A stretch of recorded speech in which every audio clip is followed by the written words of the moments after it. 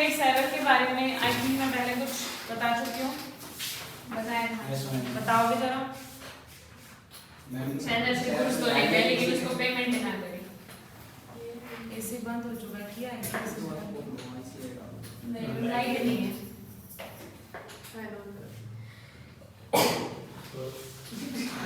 थोड़ा सा चला क्या, थोड़ा सा, हाँ थोड़ा सा।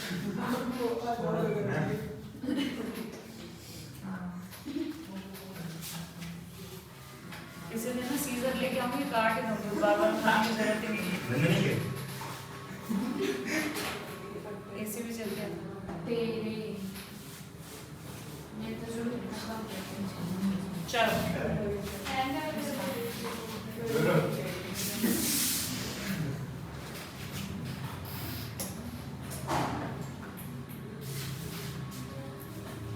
देखो अनपेड सेलर के बारे में क्या बताया था मैंने कि अगर किसी सेलर को पेमेंट नहीं हुई है, अनपेड का मतलब जिसको अभी पेमेंट क्या कर रहे हैं, ये दो ही लेवल है, वो कर दे क्योंकि चल चुका है। पढ़ाने में ठीक है। अनपेड का मतलब क्या हुआ, जिसको अभी पेमेंट नहीं हुई है ना। अनपेड नाम से ही पता चल रहा है ना, जो अभी पेड नहीं है या जिसको पेमेंट नहीं हुई है, तो वो सेलर जिसको अभी पेमेंट नहीं की गई है। एक बात सुनना, सेल ऑफ गुड्स एक्ट पढ़ रहे हैं, ठीक है। सेल ऑफ गुड्स एक्ट में माल बेचना, सेलर ने बायर को कोई भी गुड्स ट्रांसफर किया, बस बातें खत्म। सेलर ने बायर को कोई भी गुड्स ट्रांसफर किए, कोई भी माल बेचा। मेरे को एक बात बताओ, दो लोग हैं सेलर और बायर, कॉन्ट्रैक्ट करते हैं आपस में। क्या कॉन्ट्रैक्ट कर रहे हैं कि मैं तुझे माल दूंगा और तू बदले में मुझे क्या देगा, क्या देगा, रोकड़ा, है कि नहीं। सेलर की ड्यूटी क्या बनती है, बायर तक माल पहुंचाना, यही होता है। सेलर की ड्यूटी बनती है deliver the goods to the buyer, है ना। और बायर की क्या ड्यूटी होती है, उस गुड्स के बदले में क्या करना, पेमेंट करना। अब एक बात सोचो, दो लोगों के बीच में कॉन्ट्रैक्ट हो रहा है कि मैं तुझे गुड्स दूंगा, तू बदले में मुझे प्राइस देना, है ना। मैं तुम्हें क्या दूंगा, तुम मुझे खून दो, मैं तुम्हें आजादी दूंगा, यही था ना। तो ऐसे ही सेलर क्या कह रहा है कि मैं तुम्हें गुड्स दूंगा, तुम बदले में मुझे पेमेंट देना। अब हुआ क्या, सेलर ने बायर को माल तो दे दिया।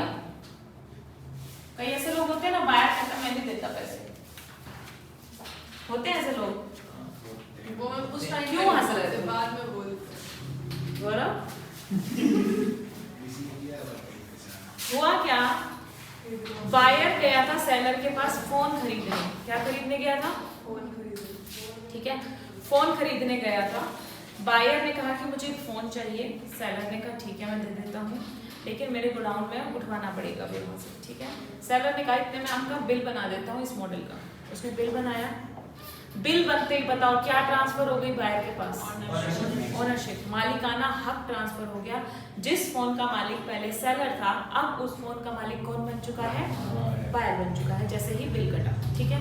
Ownership transfer. लेकिन क्या अभी फोन का पोजेशन ट्रांसफर हुआ है, नहीं हुआ, ठीक है। देर लग रही थी गोडाउन से आने में, बायर ने कहा कोई बात नहीं मैं घर जा रहा हूँ, मेरे घर पहुंचा देना। क्या बोला, मैं घर जा रहा हूँ, मेरे घर माल पहुंचा देना, क्लियर है। पेमेंट अभी नहीं हुई, क्यों, क्योंकि उसको ने फोन रिसीव नहीं किया। सेलर ने कहा ठीक है, जब बंदा घर पे देने आएगा ना तेरे को फोन, तो उसके हाथ में पेमेंट दे देना। बात समझ में आ रही है इतनी। अब हुआ क्या, हमने क्या किया, बाद में सामान पहुंचाना है, ठीक है। बायर चला गया है, शाम को हम वो फोन उसको देने जा रहे थे, ठीक है। अभी फोन मेरे पास आया था और मैंने सोचा कि बायर को भिजवा देते हैं फोन। बायर का फोन आया, क्या फोन आया कि मैं तुझे पेमेंट नहीं दूंगा, मैं तुझे पेमेंट, वो नहीं जाएगा क्योंकि इसके जाते ही लाइट आ जाएगी, ठीक है। सुन लो भाई, बायर ने क्या कहा, मैं तुझे पेमेंट नहीं करूंगा। अब मुझे एक बात बताओ, सेलर को ऐसी क्या चिंता पड़ी है कि बायर मना कर रहा है कि मैं तुझे पेमेंट नहीं करूंगा, क्या वो फोन ट्रांसफर करवाएगा उसके पास, बताओ। पहले फोन का चलवा दो, इसको गर्मी लग रही है, चला के आओ। जिसको सबसे ज्यादा गर्मी लग रही है ले जाएगा।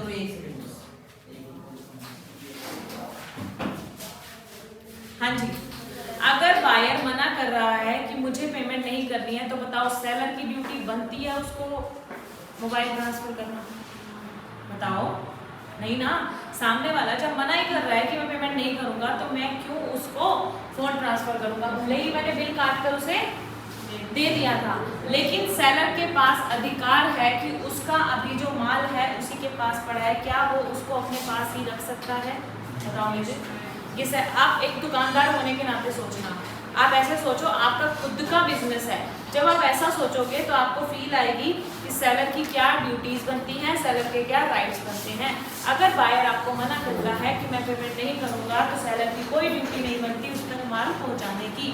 तो बताओ, सेलर के पास अधिकार है अपने ही माल को अपने पास रखना, लेकिन मालिकाना हक किसके पास ट्रांसफर कर चुका था? वो बायर के पास। एक तरीके से जब मालिक बायर बन चुका है, तो जो मालिक बायर बन चुका है, तो बायर के गुड्स को हमने संभाल के रखा हुआ है ना अपने पास। अब उस गुड्स का मालिक मैं नहीं हूँ, कौन है उस गुड्स का मालिक? बायर। लेकिन उसके माल को मैं अपने पास जब्त करके रख लेता हूँ। समझ रहे हो मेरी बात? आप कहोगे कि मैम फोन भी मेरा, पेमेंट भी नहीं आई, मालिक को कैसे बना? अरे भैया, आपने बिल काट के दिया था ना उसको, बिल काट के दिया था ना। तो बिल काटने का मतलब ही क्या था? मालिकाना हक ट्रांसफर करना। तो जब वो मालिक कौन बन चुका है? बायर बन चुका है। तो बायर का मालिक बनने के बाद आपने बायर के प्रोडक्ट को, बायर के मोबाइल को संभाल के अपने पास रखा हुआ है अभी, ठीक है। और अगर आप कहोगे कि मैं आप दूंगा ही नहीं, मैं अपने पास से जब्त कर लेता हूँ, ये मेरे पास अधिकार है, ये कौन बोल रहा है? सेलर बोल रहा है। सेलर क्या कह रहा है कि ये मेरे पास अधिकार है कि मैं उसके फोन को जब्त कर लूंगा। इस अधिकार को क्या बोलते हैं? क्या बोलते हैं? Right of लियन। क्या बोलते हैं? Right of लियन। क्या बोलते हैं? Right of लियन। ठीक है। जब आपकी ओनरशिप ट्रांसफर हो गई हो, ओनरशिप मतलब मालिकाना हक, अगर आप बायर को मालिक बना चुके हो या आप बायर को मालिक नहीं भी बना चुके, ऐसा सुना है ना आपने? एग्रीमेंट टू सेल, एग्रीमेंट करते थे ना। एग्रीमेंट जब हम करते थे तो ना तो ओनरशिप ट्रांसफर होती थी उस टाइम, और ना ही पोजेशन ट्रांसफर होता था। यानी कि ना तो आप उसको बिल काट कर देते थे, ना ही आप उसको फोन पकड़ाते थे, लेकिन एक एग्रीमेंट जरूर करते थे कि हम परसों ये फोन मैं आपको दे दूंगा और आपको बिल काट के दे दूंगा, बदले में आप मुझे पेमेंट कर देना। तो पोजेशन भी परसों जाएगा, ओनरशिप भी परसों जाएगी, लेकिन एग्रीमेंट आज ही हुआ है। तो यानी कि ओनरशिप ट्रांसफर नहीं हुई या ओनरशिप बायर के पास ट्रांसफर हो गई है, दोनों ही केस में आपके पास अधिकार है राइट ऑफ लियन का। जो सेलर ने गुड्स संभाल के रखे हुए अपने पास, उनको वो अपने पास ही जब्त करके रख सकता है, अगर बायर कोई भी गलती करे तो। बताओ, बात समझ में आई? बोलो। राइट ऑफ लियन समझ में आया? राइट ऑफ लियन का मतलब क्या होता है? रिटेन कर लेना, जो चीज किसी और की उसको अपने पास में रख ले। भले ही वो माल मेरा है, अभी मुझे बायर से पेमेंट नहीं आई, और अगर आपने ओनरशिप चाहे ट्रांसफर कर दी है या ओनरशिप ट्रांसफर नहीं की है, लेकिन आप उस माल को अपने पास में रख सकते हो, बायर तक पहुंचने नहीं दोगे। ऐसा सेलर के पास अधिकार है। बताओ, ये अधिकार उसको मिलना भी चाहिए या नहीं मिलना चाहिए? मिलना चाहिए ना। आप एक बिजनेसमैन होने के नाते सोचना कि अगर बायर कोई गलती करे, ठीक है, मान लो मैंने बिल जो काट के दिया था उसने मना किया, तो गलती कर रहा है ना एक तरीके से। जो उसने प्रॉमिस किया था मुझे पेमेंट करने का और फोन लेने का, अब वो मना कर रहा है, तो मेरा कहीं ना कहीं लॉस होता है ना सेलर का, कि उसकी वजह से ये फोन मैंने किसी और को नहीं बेचा। ऐसी अपॉर्चुनिटी हम देख के चलते हैं ना, कि भाई तू आया था, तूने एग्रीमेंट किया था, तेरी वजह से मैंने ये वाला फोन, एक और कस्टमर आया था उसको नहीं बेचा। इसलिए नहीं बेचा क्योंकि तू पहले इसको खरीद चुका था, अब तू मना कर रहा है तो इससे मेरे को भी लॉस होगा। तो इसलिए हम सेलर को अधिकार देते हैं राइट ऑफ लियन का, कि आप माल को अपने पास रिटेन करके रख सकते हो। बताओ, इतनी बात समझ में आई? अब इसके बाद हम बढ़ेंगे थोड़ा सा और आगे। अभी तो ना फोन मेरे पास था, अभी तो फोन मेरे पास ही था मोबाइल, मेरे पास था, और बायर का फ़ोन आया कि मुझे फ़ोन नहीं चाहिए, मैं पेमेंट नहीं करूँगा अगर तू भिजवाएगा भी तो। ठीक है, तो मैंने अपने पास रख लिया इसको। क्या कर लिया? मैंने इसको अपने पास रख लिया। अब मुझे ये बताओ, अगर मान लो अब वो मोबाइल फ़ोन आपका दुकान का लड़का लेकर निकल चुका है, मैंने उसको फ़ोन दिया, जा भाई इस वाले बायर के पास ये मोबाइल फ़ोन छोड़ के आना उसके घर पे। उसने फ़ोन लिया, स्कूटी में डाला और स्कूटी स्टार्ट करके चल चुका है उसका लड़का। अब वो रास्ते में है और अब आपके पास बायर का फ़ोन आ रहा है। अब आपके पास बायर का फ़ोन आ रहा है कि मुझे फ़ोन नहीं चाहिए, अगर तू भेजेगा भी तो भी मैं पेमेंट नहीं करूँगा। अब तो वो निकल चुका, बताओ अब सेलर के पास क्या अधिकार है? बोलो बोलो। सबसे पहले तो क्या करेगा? लड़के को रोकेगा या उसकी गाड़ी चलती रहेगी? भाई जो स्कूटी लेके निकला है पहले तो उसको रोकना पड़ेगा ना। डैमेजेस तो गए बाहर में, डैमेजेस तो क्लेम जो करने हैं वो तो मैं बाहर से लूंगा ही लूंगा, लेकिन पहले जो वो भाग रहा है स्पीड से उसको तो रोकना है ना। कि बायर मना कर चुका है कि मुझे फ़ोन नहीं लेना है, तो मुझे अपने लड़के को मना करना पड़ेगा। तो आप फ़ोन करके क्या कहोगे लड़के को?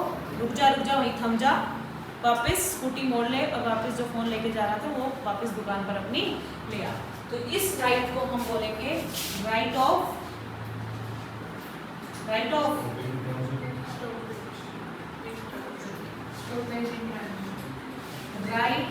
स्टॉपेज इन ट्रांजिट, रास्ते में माल को रुकवा देना। बात समझ में आ रही है? ऊपर वाले में माल मेरे पास ही था, नीचे वाले में अभी माल निकल चुका था, तो इसलिए मैंने रास्ते में उसको रुकवा दिया। ठीक है, अब इससे आगे बढ़ते हैं। रास्ते में मैंने जब अपने लड़के को रोका कि तू वापस गाड़ी मोड़ ले और अपनी दुकान पर वो फ़ोन लेकर आ जा। अब दुकान पर वो फ़ोन आ चुका है, ठीक है, क्या उसको सजा के रखोगे? नहीं, ये तो मैंने उसी बायर को बेचा था, इसको नहीं बेचूंगा मैं किसी को, क्योंकि ये तो उसी का है।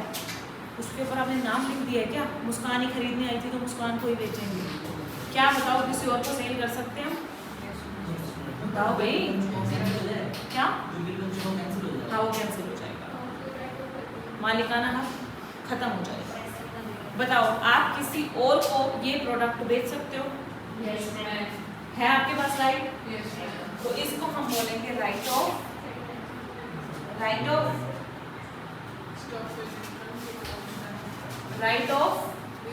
रीसेल।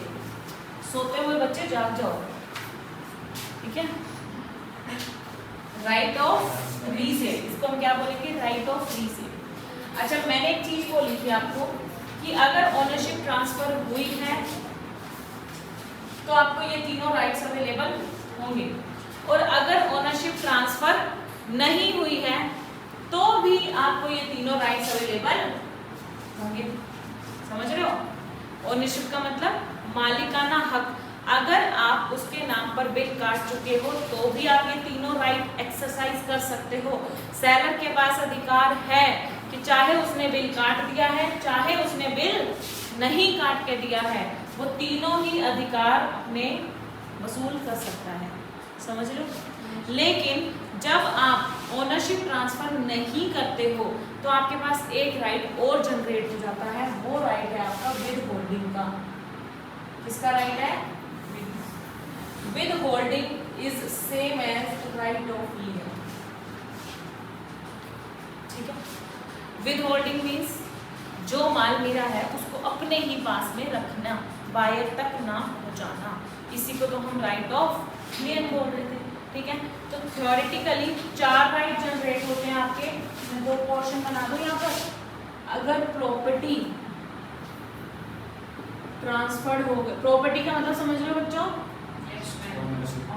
मैं यहाँ ब्रैकेट पे लिख रही हूँ, प्रॉपर्टी का मतलब ownership. Sale of goods act में जो प्रॉपर्टी वर्ड है वो ओनरशिप के नाम से जाना जाता है। ओनरशिप मतलब मालिकाना हक, है ना? जिस प्रोडक्ट का मालिक आज मैं हूँ, मैं आपको बनाने जा रहा हूँ, और वो कैसे बनता है? बिल से, डॉक्यूमेंट ऑफ टाइटल से, डॉक्यूमेंट ऑफ ओनरशिप से। क्लियर है? तो आपके 2 कॉलम अगर मैं बनाऊं, प्रॉपर्टी अगर एक केस में ट्रांसफर हो चुकी है और यहाँ पर आपकी प्रॉपर्टी यानी कि ओनरशिप नॉट ट्रांसफर। बताओ, समझ में आया?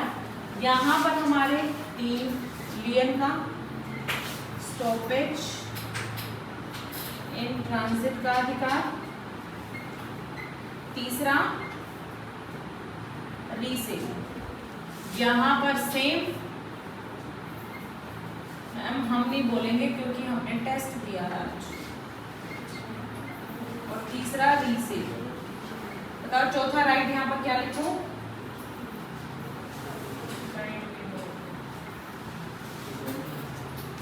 ठीक है, चौथा राइट मैंने यहाँ पर क्या लिख दिया? With holding. तो समझ में आया थ्योरेटिकली कैसे लिखना है आपको कि सेलर के पास क्या राइट है अगर बायर कोई मिस्टेक करे या बायर कोई फॉल्ट करे जानबूझकर, तो सेलर क्या क्या कर सकता है। भाई मैं अपने माल को अपने पास में रख सकता हूँ, मैं माल को रुकवा भी सकता हूँ और उसी माल को मैं रीसेल भी कर सकता हूँ।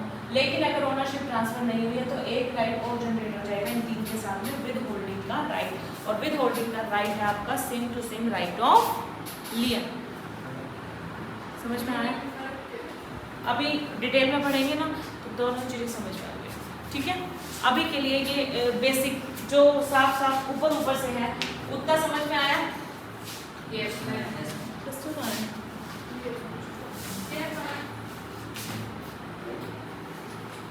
ऊपर ऊपर से समझ में आया? 50% समझ में आ गया? Yes ma'am.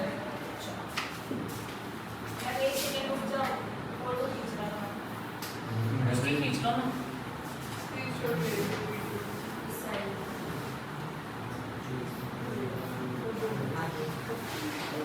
हो गया? अरे ये चार्ट बना हुआ है बुक में।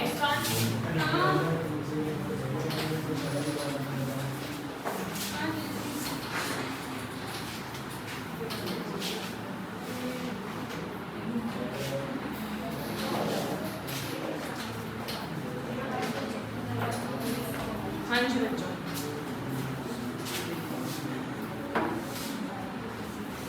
ठीक है। हाँ जी, एक बार बुक खोल रखी सबने।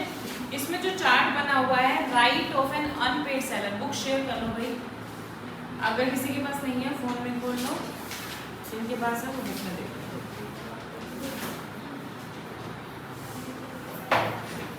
करें start? Right of an unpaid seller.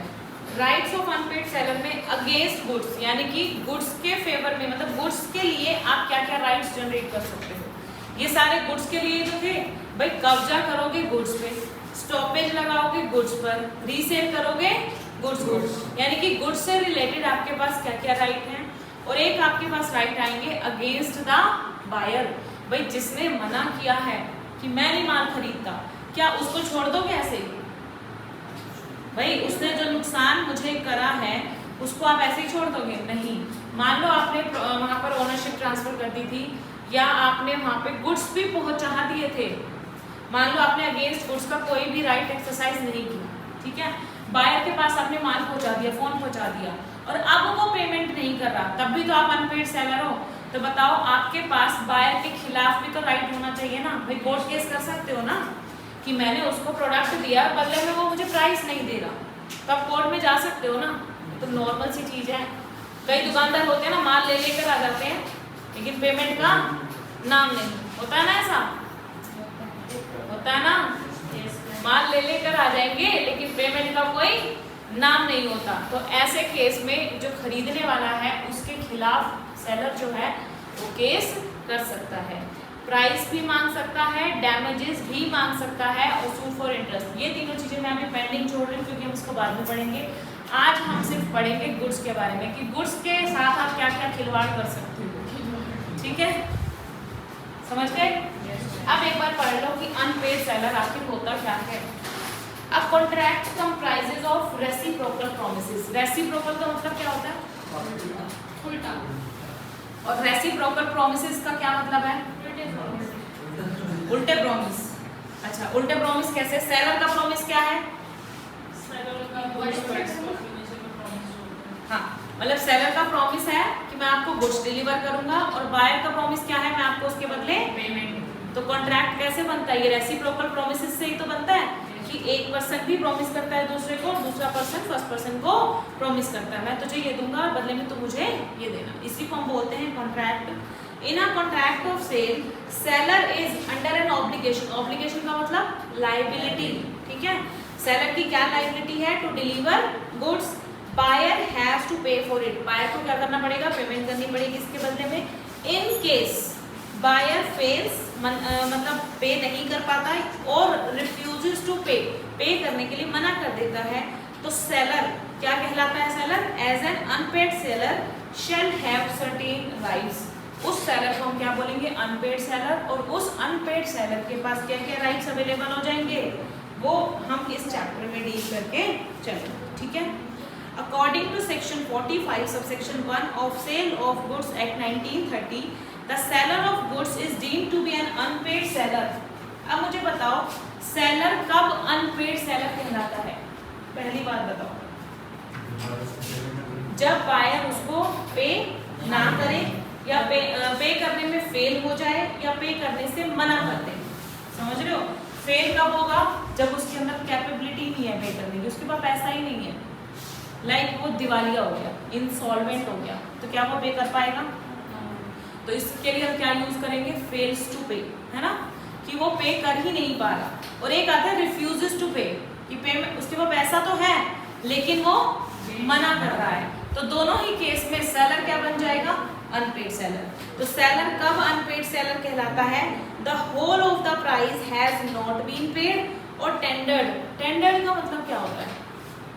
Tendered का मतलब ये होता है, देखो पहली लाइन तो इन्होंने लिखी कि उसने पैसा पे नहीं किया है, और दूसरी लाइन लिखी कि उस has not been tendered. Tendered का मतलब ये होता है कि उसने कोई ऐसा डॉक्यूमेंट भी साइन करके नहीं दिया, जैसे वो BRBP थे अपने, बिल्स रिसीवेबल बिल्स पेबल, उसमें क्या आप पेमेंट करते हो लेकिन आप साइन तो करके दे देते हो ना भाई, 1 महीने बाद, 2 महीने बाद एक आपने ऐसा प्रोमिसरी नोट बना के दे दिया कि ले भाई ये रख ले, ये भाई ये रख ले, वो भी एक तरीके की क्या है? प्रॉमिस है ना कि मैं 1 महीने बाद आपको पेमेंट कर दूंगा। तो अगर whole of the price has not been paid या whole of the price has not been tendered, आपने कोई टेंडर भी नहीं बना के दिया कि मैं 1 महीने बाद, कुछ तो प्रॉमिस करो ना, तो ना तो आप प्रॉमिस कर रहे हो ना आप पेमेंट कर रहे हो। And the seller had an immediate right of action for the price, seller के पास क्या राइट है? इमीडिएट वो कोर्ट में जाके केस कर सकता है, किस चीज के लिए? प्राइस के लिए, ठीक है। When a bill of exchange or other negotiable instrument has been received as conditional payment and the condition on which it was received has not been fulfilled by reason of dishonor of the instrument or otherwise, मान लो उसने क्या किया, उसने कहा, कई लोग ऐसे होते हैं भाई फर्जी लोग, है ना, सेलर के पास आया बायर, बड़ा से गुंडागर्दी करता हुआ, है ना, झाड़ता हुआ कि मैं तो बड़ा अमीर हूँ, किसको देख रही है? मुस्कान। मैं भी उसी को पॉइंट आउट करूँ, रोहित को, अच्छा ठीक है, और वो बताया कॉलर चढ़ाते हुए, है ना, दिखा भाई ये आई वॉच दिखा, उसने कहा भैया रेंज कराइए कहाँ से चलने दे, ठीक है, आई वॉच दिखा, ठीक है। रोहित ने कहा, सेलर ने कहा, सेलर उसको थोड़ा सा देख के ऐसा लग रहा था कि हाँ बहुत पैसे वाला है ना, इसने कार्ड्स रख रखे थे और कार्ड सारे ऐसे ही थे, है ना, अपने वॉलेट में इसने क्या रखे थे? कार्ड्स रखे हुए थे, ये नहीं पता वो कार्ड्स रास्ते में से उठाए हुए थे, चोरी किए हुए थे या उनसे कोई चलते ही नहीं थे, ठीक है। अब इसने क्या कहा सेलर को? मुझे आई वॉच दिखा, ठीक है, उसने दिखानी शुरू करी, लाइन लगा दी, 30,000, 50,000, 60,000, ऐसे ही है ना, उसने लाइन लगा दी, इसने पसंद करी 1 लाख वाली, कौन सी पसंद करी? 1 लाख वाली, इसने कहा भाई ये दे दे, ठीक है भाई दे दिया, पेमेंट इसने ना निकाली जेब से चेक बुक, ठीक है, ले लिया 1 लाख का साइन करके और चेक पकड़ा दिया, इसको पहले ही बता दिया। अगर मैं ये रोहित ना लेती ना एग्जांपल, किसी का आंसर ना आता ये वाला, उनको पता है, ठीक है, 1 लाख का इसने चेक कर दिया। ये सीट ही करा दो ना, कल सीट ही बैठना, सर कल से तुम यहाँ बैठी हो, एग्जांपल यहाँ पे बहुत सही रहेगा, यहाँ किसी का एग्जांपल नहीं आता, ठीक है। 1 लाख रुपए का साइन इसने चेक साइन करके और दे दिया उसको, सेलर भी ठीक है, हाँ ले लिया उसने चेक, ठीक है। अब चेक का तो ऐसा है कि लगाओगे तो क्लियर होगा, उसके बाद टाइम लगता है ना थोड़ा सा, उसने आई वॉच दे दी और चेक रख दिया। अब मुझे एक बात बताओ, वो जो चेक बैंक में जमा कराने गया वो चेक हो गया बाउंस, बैंकर ने बोला कि किसका चेक लेके आयो जो अपना बैलेंस मिनिमम भी मेंटेन नहीं करता। भाई बैंक की मिनिमम लिमिट होती है ना कि आपको इतना मेंटेन करना जरूरी है ना। ये बंदा तो वो मिनिमम बैलेंस भी मेंटेन नहीं करता और इसने आपको 1 लाख का चेक काट के दे दिया। तो आप इतनी सच्चाई कैसे बता देते हो? नहीं मैम, मिनिमम तो रहता ही है। रहता है पक्का? पहले एक चेक काट के देखी बताई कि मिनिमम का है नहीं। चलो वो चार्जेस भी लग जाते हैं ना फिर, इसलिए रखता होगा ये, है ना। नहीं मैम, रहता ही है। सीरियस हो रहा कोई बात नहीं। हाँ एग्जाम्पल ही तो ले रहे हैं, क्यों इसको बस हो मैं गया। सीरियस नहीं हो रहा मैं तो। चलो ठीक है, तो उसने कहा कि भाई ये तो इसके बैंक अकाउंट में तो पैसे ही नहीं है, किसका चेक लेकर आ गए। अब बताओ सेलर क्या कहलाएगा यहाँ इस केस में?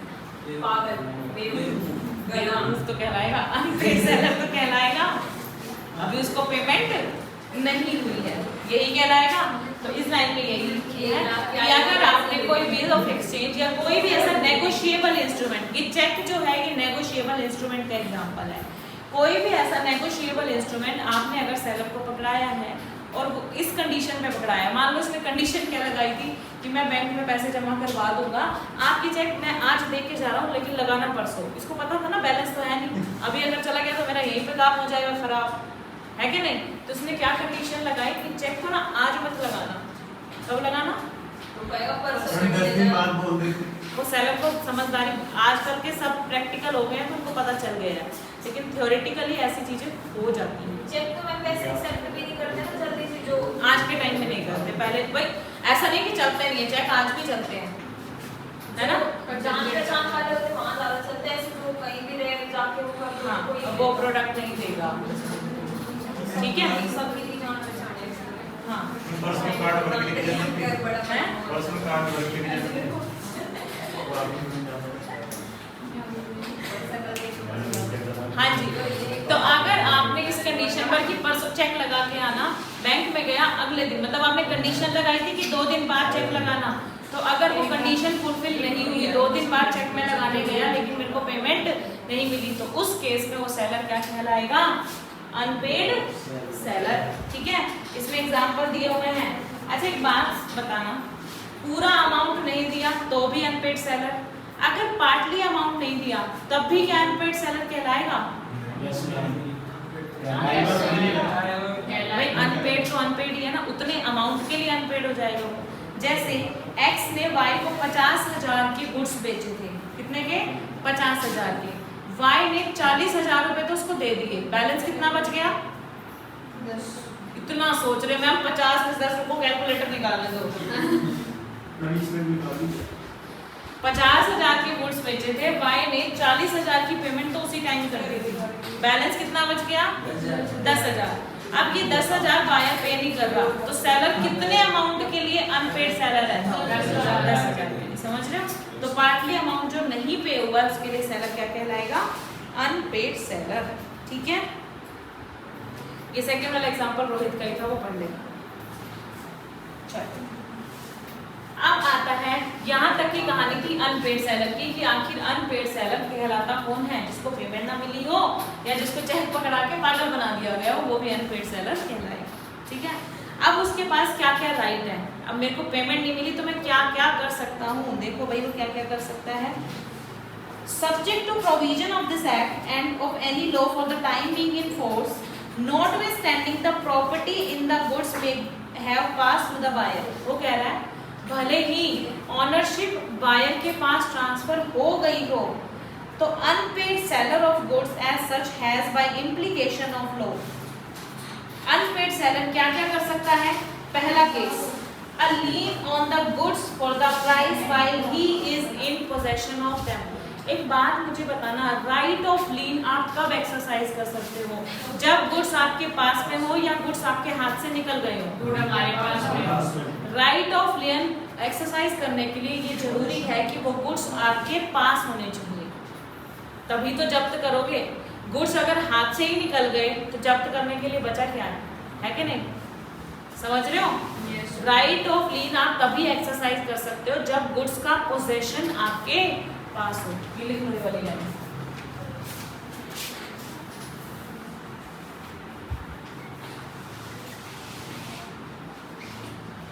राइट ऑफ लीन जो है वो किस केस में सिर्फ एक्सरसाइज हो सकता है, जब आपने पोजेशन लिया हुआ हो गुड्स का। गुड्स का पोजेशन किसके पास हो? अगर मैंने कोई क्वेश्चन पूछ लिया ना ये बातें करने वाले बच्चों से, और अगर आंसर नहीं दिया तो यहां बुला के लिखवाऊंगी मैं। आ गई बात समझ? अब बोल के देखो एक दूसरे से। ये तो आके बैठती है, इसकी जुबान ऐसे चपर चपर चपर चपर चलती रहती है। गोलगप्पे खाने वालों को यही होता है। आते मुस्कान ऐसे हो रही, क्या हो गया इसको? तभी वो उदास था, मैं आ रही थी तो गोलगप्पे वाला मुंह बेचारा अच्छा उदास बना के बैठा था। छोले भटूरे वाला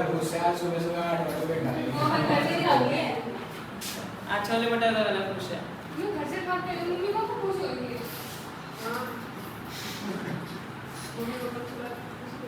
अच्छा, पहला राइट क्या था सेलर के पास? राइट ऑफ लीन। दूसरा राइट क्या था? Stoppage, right of stoppage and transit. लेकिन एक चीज ध्यान रखना, right of stoppage and transit सिर्फ आप कब एक्सरसाइज कर सकते हो? क्या कह रहे हो? हाँ वो बात ठीक है आपकी, लेकिन ये सिर्फ तभी एक्सरसाइज हो सकता है, मान लो स्कूटी पे तो जा रहा था, लेकिन ये सिर्फ तभी एक्सरसाइज होगा जब आपका बायर क्या हो जाए? इंसॉल्वेंट हो जाए। क्या हो जाए?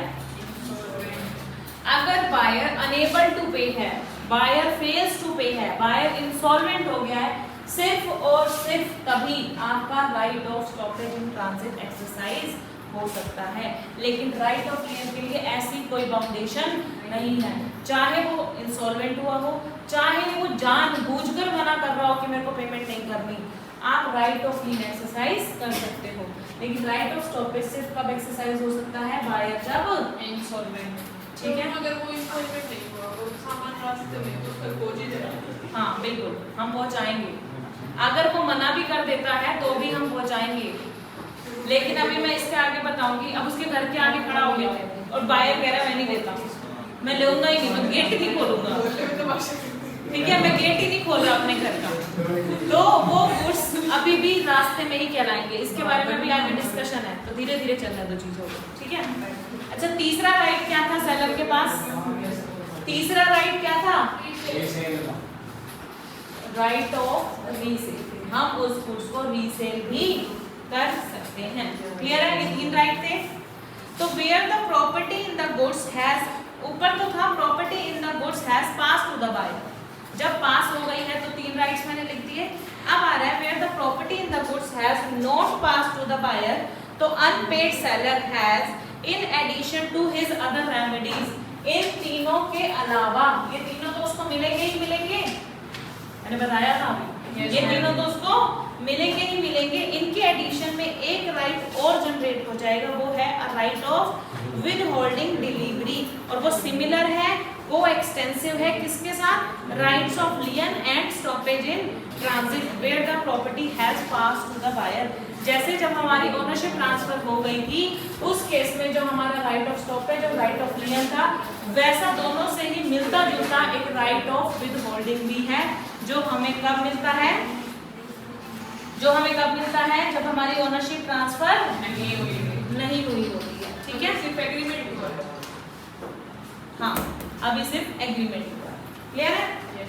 चलो नेक्स्ट आता है an unpaid seller has been expressly given the rights against the goods as well as buyer personally which are discussed as under. मैंने अभी बताया आपको अगेंस्ट द गुड्स तो मैं आज कराऊंगी, लेकिन अगेंस्ट द बायर हम कल करेंगे, इसलिए अगेंस्ट द बायर को हम ये डिस्कस नहीं करेंगे।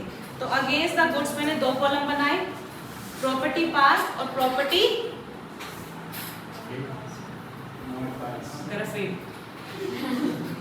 ओनरशिप ट्रांसफर्ड और ओनरशिप नॉट ट्रांसफर्ड, दो ही बनेंगे ना। ट्रांसफर्ड में 3 राइट्स और नॉट ट्रांसफर्ड में 4 राइट्स। क्लियर है? चलो अब यहीं पर दोबारा से इसको अब क्या किया है, अब ये राइट ऑफ लीन को डीपली एनालाइज करेंगे कि राइट ऑफ लीन आखिर होता क्या है, कैसे एक्सरसाइज करते हैं और किस किस केस में हम इसको एक्सरसाइज कर सकते हैं।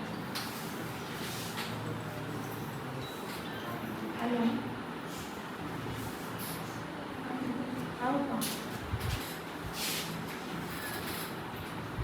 160। हाँ जी हैं, हाँ रात को ही करूँगी। ठीक, चलो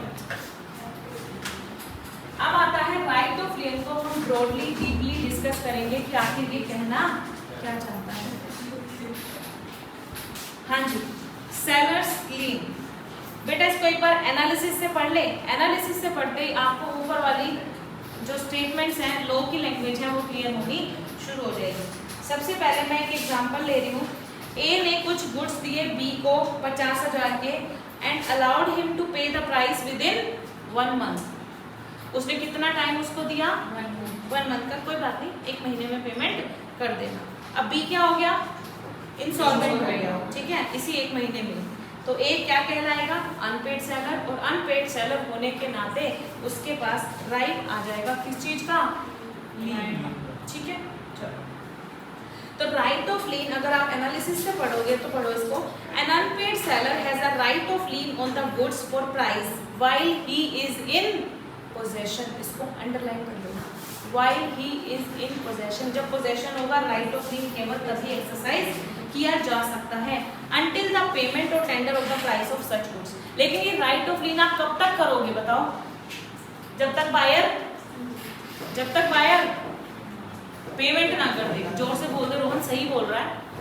जब तक बायर पेमेंट ना कर दे। एक बात बताओ, फोन जब हम उसको दे रहे थे उसने कहा मैं पेमेंट नहीं करूंगा, भले तू भिजवा दे। सेलर ने कहा मैं क्यों भिजवाऊं, है ना, मैं क्यों भिजवाऊं जब तू पेमेंट ही नहीं करेगा तो। ठीक है, तो मैंने राइट ऑफ लीन एक्सरसाइज किया। लेकिन 2 दिन बाद बायर कहता है मेरे पास पेमेंट, भाई पैसा अरेंज हो गया है तो मेरे पास फोन भिजवा दे। बताओ भाई, अब तो दोगे या अभी भी नहीं? मैं तो फोन अब अपने पास जब्त करके बैठा हूँ, अब नहीं दूंगा मैं तुझे। दोगे ना आप? तो राइट ऑफ लीन आप कब तक एक्सरसाइज करोगे? जब तक कि बायर उसकी पेमेंट ना करे। क्लियर है? It is the right to retain the possession of goods। Underline, retain the possession of goods। यहाँ पर 2 वर्ड्स आएंगे अभी, इसलिए मैं अंडरलाइन करा रही हूँ। एक वर्ड आएगा retain और एक आएगा regain। डिफरेंस समझ रहे हो? retain का मतलब अपने पास रखना, जो चीज मेरे पास ही है उसको अपने पास ही रखना। लेकिन regain का मतलब क्या होगा? पास जाने के बाद दोबारा हाथ से निकल जाने के बाद वापस लेना। और वो कब आएगा? जब वो करेगा, वो उसको भेज देगा, लेकिन वो पेमेंट के लिए मना कर देगा तो वापस भेज देगा। मतलब कौन सा राइट आ गया बीच में? Stoppage in transit. माल हाथ से निकल चुका था और फिर से वापस मंगा लिया, उसको हम बोलेंगे रीगेन। लेकिन रिटेन किसको बोलेंगे? जो मेरे पास ही है लेकिन अपने पास ही रख लेना, उसको हम बोलेंगे रिटेन। और रीगेन हुआ निकलने के बाद वापस रख लेना। ठीक है, अभी आएंगे दोनों वर्ड्स। तो यहाँ पर अंडरलाइन करना, retain the possession of goods and refusal to deliver them to the buyer। Seller मना कर रहा है, बायर मैं अब तुझे गुड्स नहीं दूंगा until the price is paid or tender। जब तक कि प्राइस नहीं पे कर दिया जाता। समझ रहे हो? पेमेंट लेके आएगा, गुड्स ले जाइयो, अदरवाइज तेरे गुड्स मेरे पास रखे हैं। ऐसे कहते हो ना भाई, पैसे हो ले जाइयो, जब बोलते हो ना। सिंपल है ये। तुम्हें जनरल लाइफ में ये चीजें पता है कि सेलर नहीं देगा माल जब तक पेमेंट। लेकिन यहाँ पर थोड़ा सा बोरिंग करने के लिए आपको ऐसा लिख के दिया होगा। तो इसी को हम बोलते हैं right of lien. The unpaid seller's lien is a possessory lien. Possessory lien क्या होता है? मतलब आप उन्हीं पे ही लीन एक्सरसाइज कर सकते हो जिसमें आपके पास पोजेशन हो। यानी कि lien can be exercised as long as the seller remains in the possession of goods. अगर सेलर के पास पोजेशन है केवल और केवल तभी वो राइट ऑफ लीन एक्सरसाइज कर सकता है। ठीक है, this right can be exercised in by him in the following cases. कौन कौन से केसेस हैं जिसमें राइट ऑफ लीन आप एक्सरसाइज कर सकते हो? Where goods have been sold without any stipulation of credit। Stipulation क्या था बच्चों? स्टेटमेंट। शुक्र है। अगर ये नहीं बताते ना तो आज मैं सारे बच्चों को क्लास से बाहर निकाल दूंगा। हम आज ही टेस्ट किए बुरा रहेगा। किसने बोला था सबसे पहले? कम से कम है ना, यही बोलने वाला था गौरव कि किसने कहा था जवाब देने को। कम से कम बाहर तो जाते सारे। मेरे को पता चल गया है किस बच्चे के अंदर क्या भावनाएं चल रही हैं, है ना। चलो हाँ, स्टिपुलेशन का मतलब क्या था? स्टेटमेंट, है ना। सेलर ने क्या स्टिपुलेशन रखी है, क्या स्टेटमेंट रखी है, क्या कंडीशन रखी है, ठीक है। तो where the goods have been sold without any condition of credit, credit की कंडीशन नहीं है, तो यानी कि कौन सी सेल है? भाई दो ही तरीके की तो सेल होती है, या तो कैश सेल और या क्रेडिट सेल। अगर क्रेडिट नहीं है तो दूसरी क्या है? Cash cell. अगर आपने कैश सेल की है, ठीक है, इस केस में अगर बायर मना कर दे पेमेंट करने से, तो आपके पास अधिकार है कि आप अपने गुड्स को जब्त करके रख सकते हो। दूसरा, where the goods have been sold on credit but term of credit has expired, आपने 1 महीने का टाइम दिया था और वो 1 महीना बीत गया और पेमेंट नहीं आई, अब आपके पास राइट जनरेट हो जाता है, राइट ऑफ लीन का, प्रोडक्ट को जब्त करने का। अब एक बात सुनना, आपने मोबाइल फोन बेचा, आपने उसको क्या कहा? 1 महीने में पेमेंट कर दियो, ठीक है। जब पेमेंट कर देगा उस टाइम फोन ले जाइए, ठीक है। अब 1 महीना भी चल रहा है वो वाला, तो क्या आप बीच में ही उसको कह सकते हो कि मैंने तेरा फोन जब्त कर लिया, मैं तुझे नहीं दूंगा? भाई जो 1 महीना आपने उसको दिया है, कम से कम उस तक तो इंतजार कर लो, ठीक है। तो जब वो 1 महीना खत्म हो जाएगा उसके बाद उससे पेमेंट मांगना, पेमेंट नहीं करे तो फोन को जब्त कर लो। आ रही बात समझ? तो क्रेडिट पीरियड जो आपने अलाउड किया है, अगर उसकी टर्म एक्सपायर हो जाती है उसके बाद आपके पास राइट ऑफ लीन एक्सरसाइज आप कर सकते हो। और बीच में बायर इंसॉल्वेंट हो जाता है तो हाँ, वो आ गया तीसरा point, where the buyer becomes insolvent, अगर बायर इंसॉल्वेंट हो जाए तब भी आप राइट ऑफ लीन एक्सरसाइज कर सकते हैं, चाहे वो किसी भी टाइम में हो। इंसॉल्वेंट होते ही आपके पास राइट आ जाता है किस चीज का? राइट ऑफ लीन। तो यानी कि राइट ऑफ लीन तो आपका 3 केस में हो रहा है, एक तो कैश सेल में, एक क्रेडिट सेल में और एक इंसॉल्वेंसी के केस में। लेकिन अभी आएगा right of stoppage in transit, सिर्फ एक केस में। वो केस कौन सा है? इंसॉल्वेंसी। समझ रहे हो? Right of lean 3 case, right of lean 3 case कौन कौन से? पहला कैश सेल, दूसरा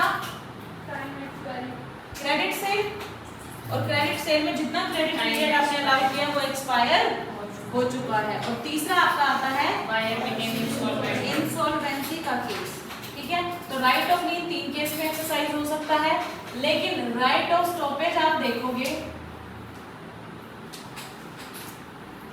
वो ना तो यहाँ पर ना यहाँ पर, सिर्फ यहाँ पर, सिर्फ इंसॉल्वेंसी के केस में आप राइट ऑफ स्टॉपेज एक्सरसाइज कर पाओगे। क्लियर है? चलो, यहाँ एनालिसिस से समझ में आया। अब आप ऊपर से इसको पढ़ोगे तो आपको आराम से समझ में आएगा। क्या मुझे पढ़ने की जरूरत है? एक वो जरूर पढ़ा देती जो मुझे लग रहा है समझ में नहीं आएगा, termination of lean.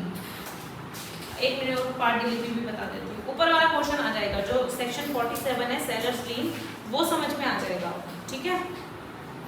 Part delivery, part delivery का मतलब ये पढ़ चुके हो पिछले चैप्टर।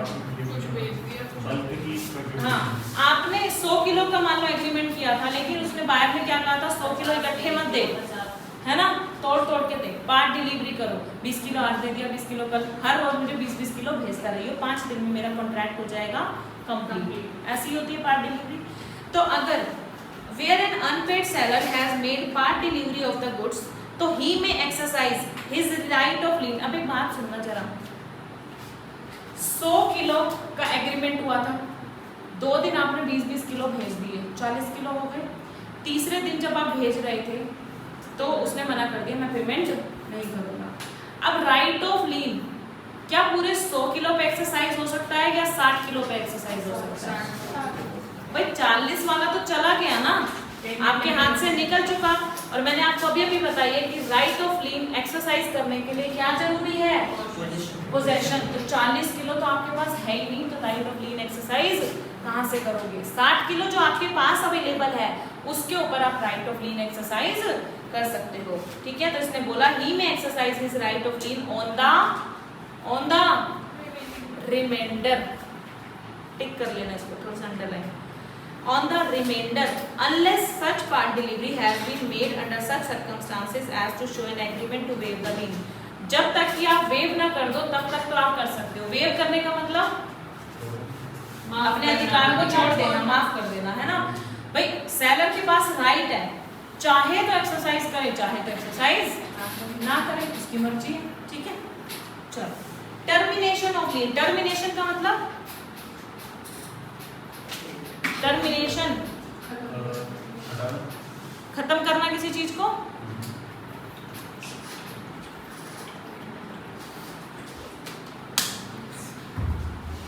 टर्मिनेशन का मतलब लीन का जो अधिकार मिला है आपको वो कब खत्म हो जाएगा, कब आप एक्सरसाइज नहीं कर पाओगे, बताओगे जरा। जब पोजेशन नहीं होगा पहली बात। और सेलर वॉलंटरीली छोड़ सकता है अपनी मर्जी से, भाई राइट है, मर्जी है, एक्सरसाइज करो, मर्जी एक्सरसाइज ना करो, ठीक है। तो व्हेन ही डिलीवर, अच्छा एक चीज और, यही जो आपने बोला अभी, पोजेशन ना हो, पोजेशन अब पहले पॉइंट में है। When he delivers the goods to a carrier और अदर बेली, आपने कुरियर वाले को पकड़ा दिया, सामान आपके हाथ से निकल गया, राइट ऑफ लीन एक्सरसाइज नहीं हो सकता। तो when he delivers the goods to a carrier और other bailee for the purpose of transmission to the buyer without reserving the right of disposal of goods, ये क्या है, disposal of goods, right of, ये क्या है, right of disposal of goods का मतलब मैं आपको बता देती हूँ। जैसे हम कई बार ना सेलर क्या करता है, कुरियर वाले को सामान तो पकड़ा देता है कि जा जाके ये बायर को दे आ, लेकिन राइट ऑफ डिस्पोजल अभी मेरे पास ही है। राइट ऑफ डिस्पोजल का मतलब होता है उस गुड्स को यूज करने का जो राइट है, कि उसको तोड़ना है, फोड़ना है, यूज करना है, वो राइट अभी तक सेलर के पास ही है, भले ही मैं कुरियर वाले को दे चुका हूँ। जैसे मान लो कोई सॉफ्टवेयर ट्रांसफर किया आपने, ठीक है, सॉफ्टवेयर आपने वो पैक करके, ठीक है, एक पेन ड्राइव थी उसमें सॉफ्टवेयर डला हुआ था, उसको आपने पैक करके बायर के पास पहुंचाना है, कुरियर वाले को पकड़ा दिया, ठीक है। अब इसमें क्या हुआ, कुरियर वाले को पकड़ा तो दिया, कुरियर वाला जाके बायर को दे आया। बायर इस सॉफ्टवेयर को तब तक यूज नहीं कर सकता जब तक उसमें मेरी की न डल जाए। एक मैंने उसके ऊपर की सेटअप प्रोटेक्शन के लिए लगा देते हैं ना हम लोग, तो जब तक वो मुझसे की नहीं पूछेगा तब तक वो उसको यूज नहीं कर सकता। बताओ, right of disposal of goods मेरे सेलर के पास है या बायर के पास है? सेलर के पास है ना। जब तक मुझसे नहीं पूछेगा तब तक वो यूज नहीं कर सकता। भले ही पेन ड्राइव कुरियर वाले को मिल चुकी है, लेकिन राइट ऑफ डिस्पोजल अभी भी सेलर के पास है, ठीक है। तो ये क्या कह रहा है कि वो अगर कुरियर वाले को पकड़ा चुका है और ऐसा कोई राइट मैंने रिजर्व करके नहीं रखा, मान लो बिना प्रोटेक्शन वाली वो पेन ड्राइव थी, जैसे ही बायर को मिलेगी वो यूज कर लेगा, ठीक है।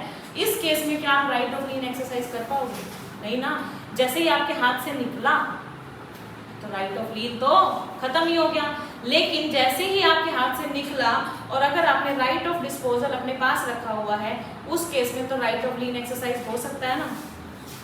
जब तक मैं नहीं बताऊंगा पेन ड्राइव कैसे खुलेगी, जब तक मैं नहीं बताऊंगा तब तक पेन ड्राइव नहीं खुलेगी। ध्यान बस ये रखना है आपको कि कब तक मेरे उस गुड्स के ऊपर कब्जा है। जब तक आपका कब्जा रहेगा तब तक आप राइट ऑफ लीन एक्सरसाइज कर सकते हो, जब तक पोजेशन रहेगा तब तक राइट ऑफ लीन एक्सरसाइज कर सकते हो। और इस केस में जब आपने पोजेशन चाहे ट्रांसफर हो गया, लेकिन कब्जा तो अभी भी मेरे पास है, प्रोटेक्शन लगा दिया मैंने, तो प्रोटेक्शन लगाने के बाद कब्जा अगर मेरे पास है तब भी आप राइट ऑफ लीन एक्सरसाइज कर सकते हो। बताओ, ये बात समझ में आ रही है? अगर किसी को डाउट आ रहा है तो पूछ लो।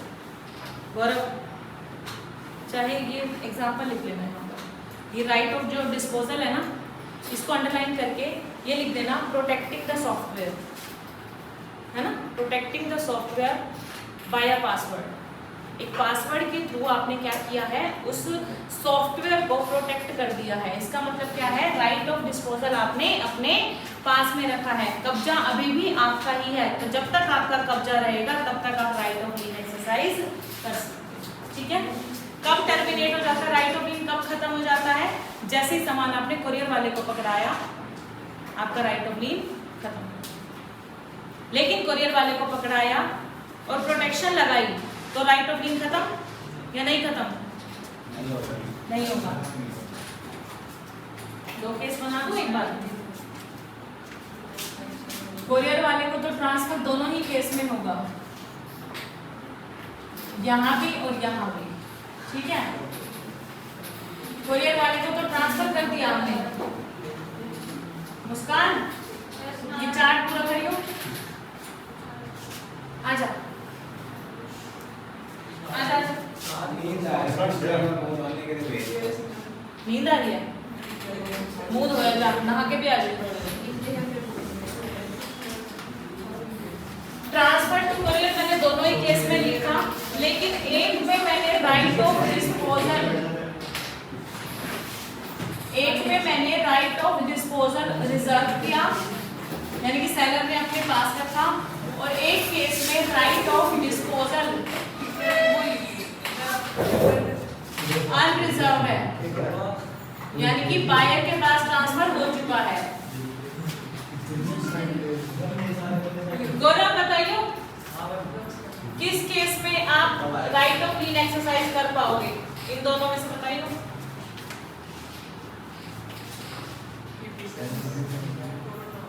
कोई नहीं बताएगा, गौरव बताएगा, और जो बताएगा ना गौरव के अलावा वो बाहर चले जाना। नहीं, मैं क्वेश्चन रिपीट नहीं करूंगा।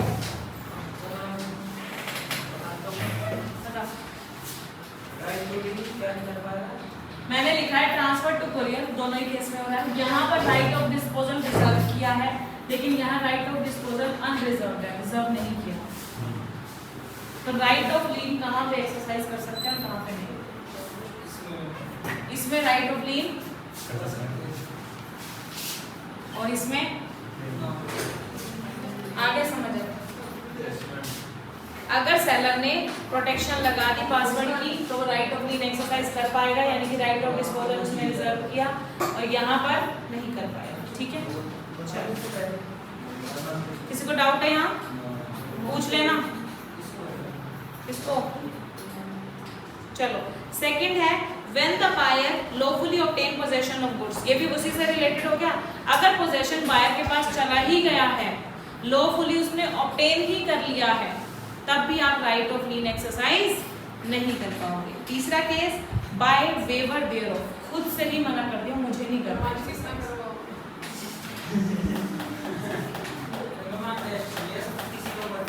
हर मंगलवार यही कहानी होती है,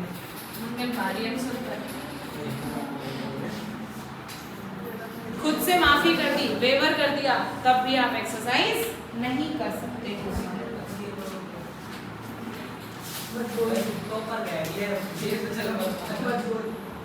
बताओ मुझे इतना समझ में आया?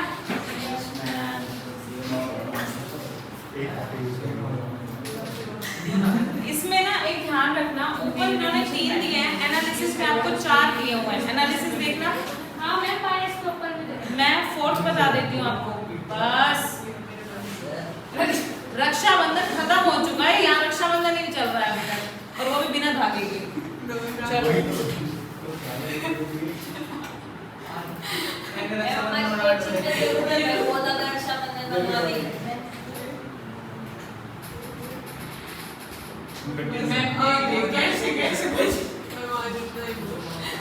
पूरा तो करवा दो। बहुत ज्यादा पढ़े हमने, क्या पढ़ा तुमने आज? सुबह से रट्टे मार रहे हम, एनालिसिस पढ़ा फिर टेस्ट दिया फिर पढ़े।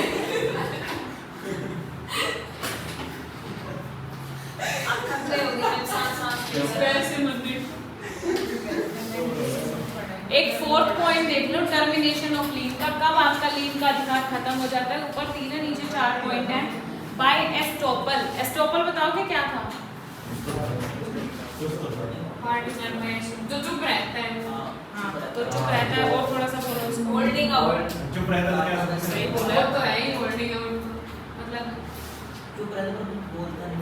कोई कुछ कहे तो उसकी बात मतलब हम उसको ऐसा रिप्रेजेंट करते हैं, वैसा ही है जैसा वो बोल रहे हैं वैसा है ना। तो अगर आप खुद से ही, सेलर अगर खुद से ही थर्ड पार्टी को ये बिलीव करवा दे कि लीन एग्जिस्ट नहीं करती, तब भी आप राइट ऑफ लीन एक्सरसाइज नहीं कर पाओ। ठीक है, तो बाय एस्टोपल का मतलब क्या है? बाय एस्टोपल का मतलब क्या है?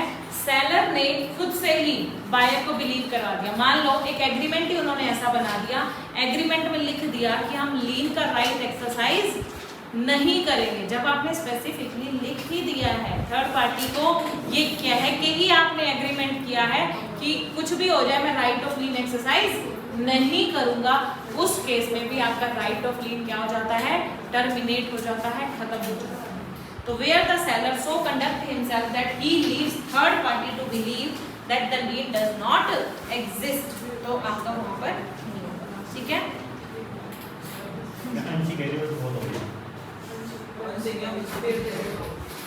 एक एग्जाम्पल पूछ लूं, अगर वो सही बता दिया बुक्स बंद कर दो एक बार, तो मैं मान लूंगी तुम्हें समझ में आ गया तो मैं आगे नहीं पढ़ाऊंगी, और अगर वो उसका आंसर हो गया गलत तो फिर आगे बढ़ो। मनसी बता देगी आंसर, क्योंकि किसी को ही जाता है। अच्छा, एक दूसरे की हेल्प कर सकते हैं, ठीक है। सब बुक्स बंद हो गई सबकी। ए ने बी को 1 लाख की कार बेची, एग्जाम्पल सुन लो सारे। ए ने बी को 1 लाख रुपए की गाड़ी बेची and delivered the same to the railway for the purpose of transmission to the buyer. Buyer कहीं दूर रहता था, तो कार को फूक तो मारेंगे नहीं कि हवा में जल जाएगी वो बायर के पास। कार को जाकर रेलवे वालों के पास छोड़ के आए, भाई रेलवे जो है वो उस कार को बायर तक लेकर जाएगी, धन्यवाद आप चले। ठीक है, रेलवे रिसीट, अब आपने रेलवे वालों को जो गाड़ी पकड़ाई तो वो एक रिसीट प्रोवाइड करेंगे ना आपको कि हम आपकी गाड़ी होल्ड कर रहे हैं। तो railway receipt was taken in the name of B, buyer के नाम पे रेलवे रिसीट बनाई गई। किसके नाम पे? बायर के नाम पे। और वो जो रसीद थी वो बायर को भेज दी गई। बायर को किसने भेज दी? ताकि वो रसीद जैसे दिखाएगा तो गाड़ी ले लेगा।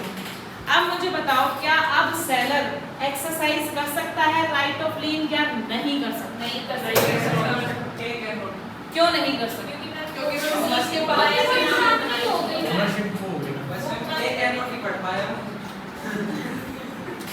मैं क्योंकि वो स्टॉपेज ट्रांसफर हो गया, वो जो डिसाइड किया वो ट्रांसफर भी कर दी थी, और वो ट्रेन वो रुकवा के बीच में उसको निकलवा तो नहीं सकता।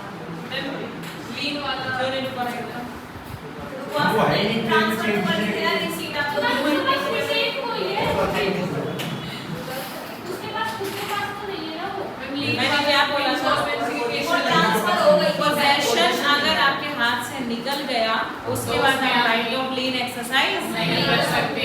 नहीं। स्टार्टिंग में मैंने यही कहा था। क्या बस आपने बताया, मैंने बोला था इंसॉल्वेंसी के केस में सिर्फ right of stoppage in transit exercise होता है, और यहाँ पर नहीं है। लेकिन ऐसे इंसॉल्वेंट में घबरा गई। इसकी शक्ल देख के मुझे ऐसा लग रहा है एक लाइन और नहीं पढ़ानी चाहिए। तो एग्जांपल तो समझ ले कम से कम। जैसे ही कार आपके पोजीशन से बाहर निकली तो आप उसके ऊपर राइट ऑफ लीन एक्सरसाइज नहीं कर सकते। अभी मैं कल जो स्टोरी पढ़ाऊंगी उसमें ये होगा, जैसे ही राइट ऑफ लीन खत्म होता है, ये एक पटरी चल रही थी, ठीक है, ये एक पटरी चल रही है, इसके ऊपर राइट ऑफ लीन चल रहा है। क्या चल रहा है? राइट ऑफ लीन। जैसे ही राइट ऑफ लीन यहाँ पर खत्म होगा कि आपका राइट ऑफ लीन खत्म हो चुका है, आप एक्सरसाइज नहीं कर सकते। यहीं से शुरुआत हो जाएगी किसकी? Right of stoppage in transit. बताओ समझ में आया? Yes ma'am. जैसे ही ये खत्म होता है इसके बाद क्या शुरुआत हो जाती है? Right of stoppage in transit. तो जो गाड़ी का पोजीशन आपके हाथ से निकल चुका है तो राइट ऑफ लीन तो एक्सरसाइज नहीं हो सकता। क्या एक्सरसाइज होगा? Right of stoppage in transit. लेकिन वो तब एक्सरसाइज होगा जब बायर क्या हो जाए? इंसॉल्वेंट। ये बात ध्यान रखनी है। Yes ma'am. ठीक है, यस इतना समझ में आया? आपको हमारा आंसर कैसा लगा? मुझे सिर्फ आंसर मुस्कान का ही सही लगा था। कैन नॉट तो कोई एक भी दे दे। कैन नॉट तो कितना भी बड़ा डफर हो वो पढ़ के बता सकता है।